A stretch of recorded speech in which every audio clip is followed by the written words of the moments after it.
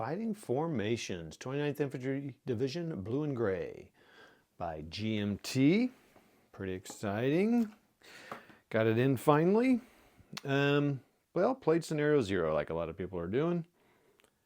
I felt pretty good with the rules. Only little tiny things here and there I need to look up. In fact, there are some elements I think, I may be forgetting even as I played. So American victory, 0 on the victory points, hit sudden death, but also they would be able to go pretty much ramp it and go around this way and get the controls if the game hadn't ended. Now I don't think they can move that far. This guy might have been able to move 5 or 6, I think. Let's see, what's his movement? Green 6. Oh yeah, so he could have 1, 2, 3, 4, 5.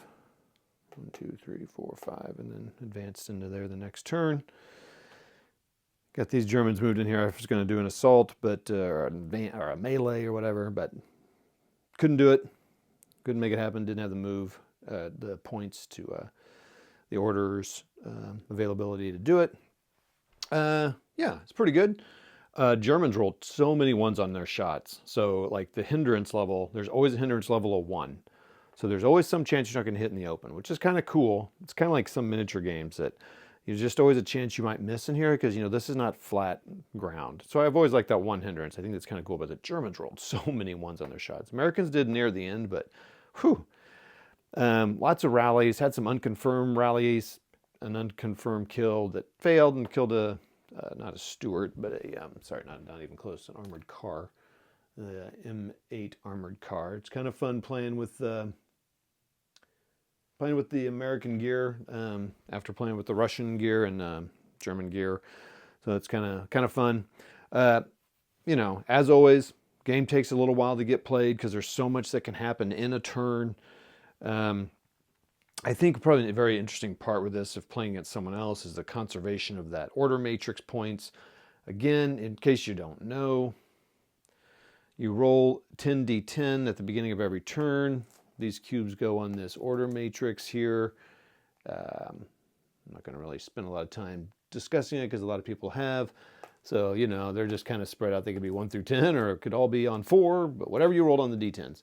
So like if the Germans wanted to assault, or fire, let's say fire, will cost 2 command to do it. Well, there's nothing on there, so they'd have to spend at least 3. They could spend 9. You can do whatever's at or below that line. Well, why would you do that? So they would spend 3, which would also make it expensive for them, the Americans, to move, rally things. So they're different. So it's asset card, fire, rally. The Americans are easier to rally. The Germans are cheaper to move. Move, rally. Advance, which is for infantry to move into melee. Assault, which is for vehicle to move into melee and also allows everyone to move and fire. Advance, this is what he said. Battalion support, so the U.S. gets lots of support, lots of cards. So that's what those are for. You can get these asset cards with medium batteries, air attack, things, counter battery, things like that. So lots of nice little random, not random, kind of random things that can happen. You have events. I did not play with that. That'd be kind of fun to play with the events. And those things include reserves, core asset, weapon malfunction, medic, that sort of thing. So that's kind of cool. Interesting things about this deploying and non-deploying. So they start out as platoon level, and you can deploy it and break it down into 3 squads. Firepower is less effective. As some people have noticed that, so let's see here, a full rifle squad has 16 firepower, but if you break it down, it's 10. So you'd actually have 30 firepower total, but you're firing them separately. They get expensive and cost you order points to do it. If you do, their range is the same. Their reaction ability during op fire is tougher. The morale is the same. Let's see what happens when you actually activate them to shoot. Yeah, so lots of neat little things about this game. you're rolling anywhere from 2d6 to 2d20. The average usually started 2d10 for everything. And it goes up and down based on firing. So like this tank firing on the guy that was here was adjacent, so he got to fire 2d12, which is pretty potent. Then you add that to their firepower, total that, and then the defender rolls 2d10 or more or less, depending on things, and they want to beat, I think it tie or exceed, and that's why I need to, there's a couple things with tying or exceeding or tying and getting less that I need to make sure I understand in the next game. It's pretty straightforward once you get going, because you're not like having to carry weapons. They have MG42. All their machine guns don't have like show crew. There's just like a machine gun, so it's a little weird looking, but it's the crew and everything in there. A lot of people have special assets, like the German squads have an L, so you can fire the light machine gun, which adds a D dice size, I'm guessing, if you get rid of an asset card. So that's another use of an asset card. So like if you had a card that you just really can't use, now you can use it. I used it for APCR, so better armor penetration. I used some of those for that for the Germans, and it kind of helped. It did help. I got rid of a tank. It's got flank shot. I don't know. It's just got a lot of cool things. The maps are standard, Jensen maps. I like them. I mean, could they look better? Well, sure. Every map could look better, I guess. I mean, but they're very functional, very clear, and it's kind of the style, Cool thing is, just like in not Blitzkrieg Commander, good Lord, Combat Commander, the maps are for the scenario. So this map is used for scenario 0. I think they should have put a 0 on here just since it's kind of the new thing. This map itself comes with the charts attached to it, though a little challenge. This one does have, so they play tested something, and then there's an error here in the bocage.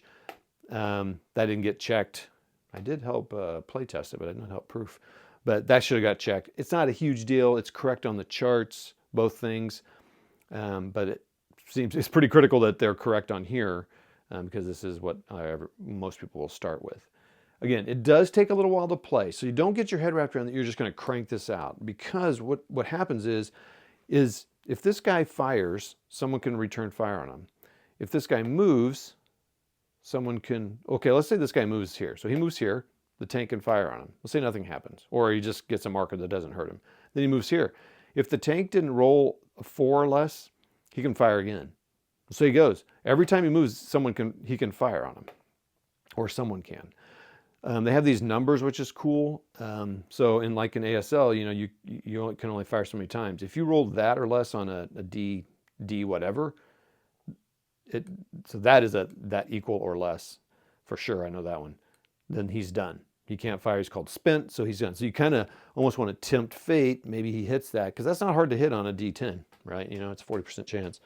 So there's just some really cool things like that. I played it. I had it a million years ago, but then I didn't want to play it anymore because that just was like, it's taking too long. I wanted a faster game. I'm not sure why. I don't know what the hurry is, but it can feel a little like, especially nearing the end. Like since I'm playing solo, I'm like, but I didn't want to quit. And I was now at a point, even if I hadn't hit sudden death, if I was a German and I would have done this, I would have said, I am done. The game's over. Because at some point, they're going to get the tanks. I don't think, they can't take these buildings. So, the Americans are eventually going to get over there. And the Germans won't be able to do much because they only had 2 units left. Probably should have retired before that, but you don't know, right? So you can get some really great rolls. And it's been like this ever since I played the Kharkov and the first and second game. Man, I just seems to roll really high on defense. And a lot of times you fire, you don't get anything. Because, you roll 2. I rolled 2 10s on a D10 for defense once. So it can just take a while because you're rolling, you can rally. Just because they take a hit doesn't mean they're damaged. It'll either be just a hit. And the reason that's bad, like there's no effect, because if they get hit again, they take another hit counter, there's a loss taken. But some of them keep you from firing, keep you from moving. You can rally from them, but if they have a red number on the rally number, like that unconfirmed kill there. It says 16. If you fail it, he's dead. If you roll that a 14 or more, so this is equal to or more. So if you roll a 16 or more, you're good. If you roll 14 or more, you're good and you're recovered. So I was able to really do some recovering, but you can see it affects fire. But what I like about this is that it's random. So you draw out of a counter, this little bag, my own little bag that I had, like drawn out of a black bag. And it's could be, and they're on both sides. One side's armor, one side's personnel. So that's kind of fun that it's random. Gives you the effect right there. Like he can't move, but he can keep firing. So that's a fun little feature of it. I had a lot of red out there on the field. So I don't know what else to say. There's entrenchments. There's hiding units. There's smoke. There's, is there rubbling? I feel like there's rubbling. You can bust through the bocage, so it's all bocage here, so you can bust through it. I never did try to go through it because you can bog real easily. Didn't think there was any point. You know, these go in column when they go through towns or whenever there's a building with, anyway, some exceptions there. Get some advantage of being on roads. Handles pivoting and turrets really well, very simply. So like this Stug, the firing arc is the front three. It's the same with the Sherman.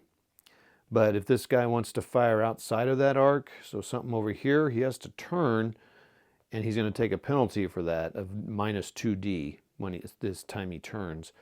The Sherman can fire anywhere here, but if it's in one of these hexes, it's going to be a -1d because it's your turret turning. This guy can't even do it without turning, so it's going to be -2d. I don't know if that makes sense. But anyway, so there's lots of little things, nice variety of scenarios. This one came with a cool, kind of an interesting scenario.